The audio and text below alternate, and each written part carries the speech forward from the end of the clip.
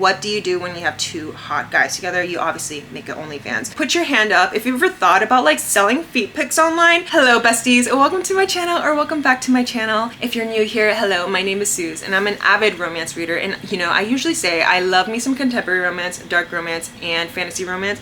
But today I am delving into a new territory of romance, and it is romance.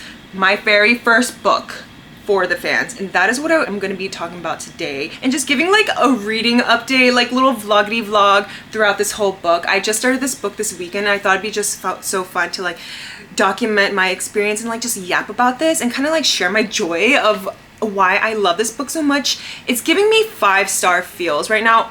Dare I say 6 stars? Okay, this is, you know, it's just not like a hee hee ha ha romance. There's so much complexity to this book, and even though I am not gay and I'm not a male, I feel like I can relate so hard to this book, and I will tell you why.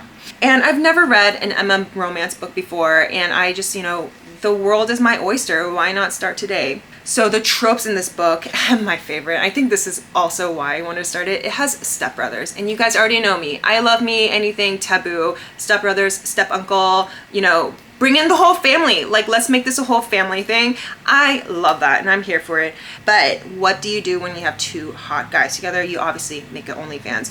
But that's kind of like where the book, the whole story comes together. I will say, put your hand up if you've ever thought about like selling feet pics online, because the amount of money that people make is just insane.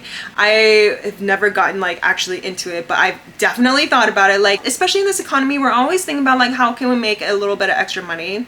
But you guys, I am 30% in and there's just so much tension. I just got to the part where they're filming their second video together. I'm on chapter 14 and I actually am starting to feel different about Kieran.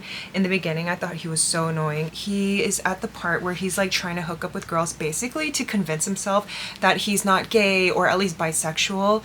And I just start to feel bad for him because like I think he's just fighting his internal demons and like going against what he should be doing. Excuse what's going on here because I will be honest, I just woke up, haven't even brushed my teeth, but I need to do an update. So I got to like 70% last night, you guys. I was sat for like 2.5 hours after work and just reading on the couch. The stakes just got so much higher. I think the reason why I never picked up romance before is just because it wasn't relatable, and I'm not like anti-LGBTQ or anything like that. It's just like, you know, I like to feel like I am like transporting myself in a new world. But this, I am like forever changed, because even though I am not like the male main characters, I feel like the emotions and what they're going through is still so relatable. There was a scene in chapter 22 where I feel like Kieran and Avi are starting to like understand what their emotions, what they're going through, what they may be or may not be. And I was just crying because just watching them two grow together is so sweet. I'm so confident that I'm gonna finish the rest of this book today.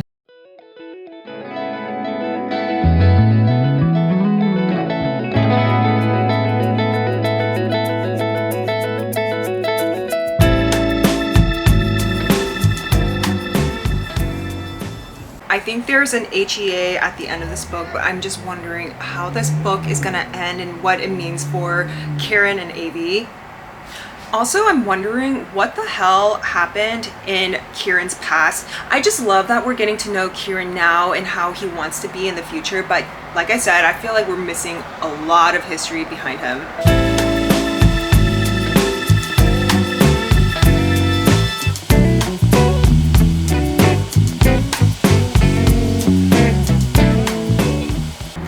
Also, warning, ladies, do not read this book when you're ovulating. That is gonna just be the worst decision ever, okay? Oh my god, I think we just got to the part where we figure out what happened to Kieran in his past. Holy shit.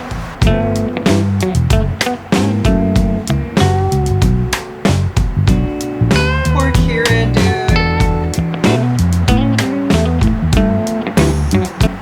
dude. Y'all, this book is so dark.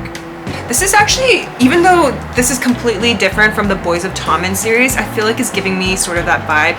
First of all, it's like academic, and second of all, like the forbidden romance, the tension between the family, broken families, found families, and just like finding solace and support through your friends and people who might not be related to you by blood. Hello guys, I am back with my final update on For the Fans. I finished this so late last night. My eyes were like hardly open. Overall, I gave this book 4.5 stars. In the beginning, this book was giving me 5, almost 6-star feels, but I will tell you why I knocked this down to 4.5. I'm still marinating on the review, so I think talking to you guys about this will help me really solidify my final rating for this book. But let's get into my final thoughts. But what I enjoyed the most about this book is the character arc development for both Kieran and Avi.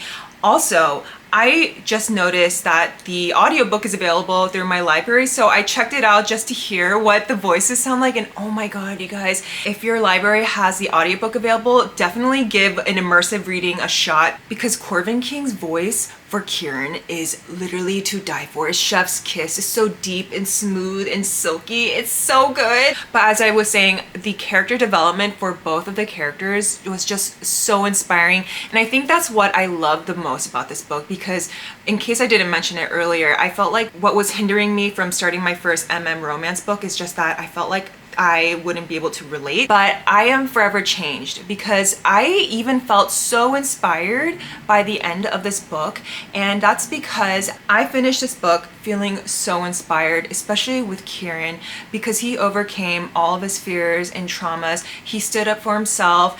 Alright though, but let's talk about why I am bringing down the rating just a little bit, okay? I feel like there's still some unanswered questions. Another reason why I'm bringing down the rating a little bit, and it's just me personally, so if this doesn't ruffle your feathers, then maybe you would think totally different. But I feel like the religious trauma of this book was a little bit too over the top, a little too overemphasized. I understand that you need to include parts of that, but I felt like this was a little bit too preachy for me. I did find myself skimming the last 5% of the book. I don't know if it's because I just wanted to skip over the religious trauma discussion. I love the way it ended. Like, I love how Kieran and Avi came together at the end. Literally came together. But just the lead up to it was not my cup of tea. So that's why I take down a 0.5 star. And you know, talking about it now, I am solidifying my rating. I do give this a 4.5 star. I think that if this book maybe cut out a little bit of thing, a little bit of, you know, few chapters, I think we would have been a solid 5 stars. It just felt a little long at the end. Speaking of my partner, I don't know about you guys, but I am very, you know, I'm very open to my fiance about what I read. So when I told my fiance what this book about, he was just like, oh, okay, cool. And that just made me just love him even more, because he's not judgmental, and I know you're watching this, so love you, baby. I also feel like I cannot end this video without talking and bringing awareness to therapy and mental health. I am a huge advocate for mental health. I wish when I was younger that I had the resources that we have today. So I am first sharing with you guys some resources on where to find help. And I stand on this hill that is never embarrassing to want to seek professional help. Sometimes it's just better and actually easier to talk to someone who's completely unbiased and to just give you help and to navigate difficult things in your life. Psychologytoday.com is a really good resource. Think of it as like a Yelp page for therapy. You can just go on the website, enter your zip code, and it'll give you a lot of options for therapists. And there are filter options, so you can filter out based on location, maybe gender preference, specialties. So for me, I was looking for someone who is specialized in ADHD, also eating disorder. There are also LGBTQ friendly. For me, I always did my therapy appointments virtually, but I think there's an option to see if the therapist is doing in-person and or virtual, so that's a great option as well. Like I said, psychologytoday.com is just like a little search filter, a Yelp, a Google list, but then there's something like betterhelp.com, and BetterHelp is actually where you can connect with psychologists and therapists directly. And it's through a monthly subscription service, and you get X amount of visits. I think if you use a promo code anywhere that's out there, you can get at least like your first visit free. I might be making that up.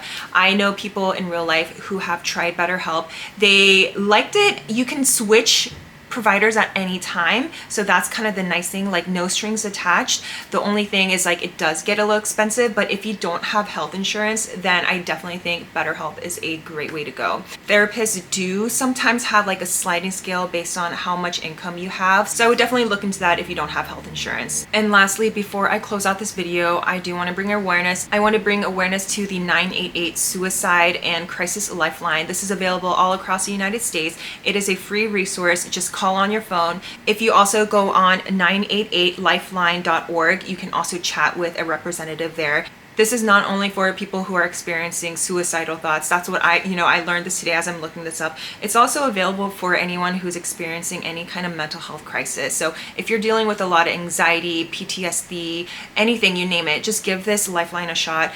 I think this is also a great resource for people who have loved ones who are going through it, because not only is it hard to be the one actually experiencing this, but being the loved one supporting someone else is also really difficult, because you can't really be, know what someone actually is feeling unless if you are that person.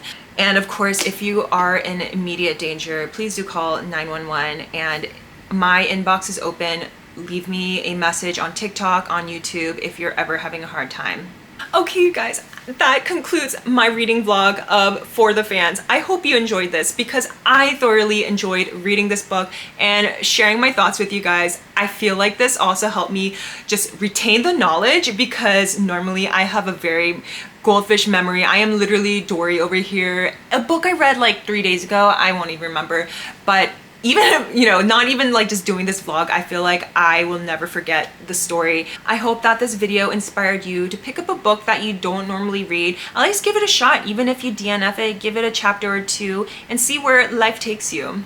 Thank you guys for being here. If you haven't already, I would so appreciate if you liked and subscribed, and also leave me a comment about what you're currently reading and whether you're loving it or not. Until then, I will see you guys in the next one. Bye!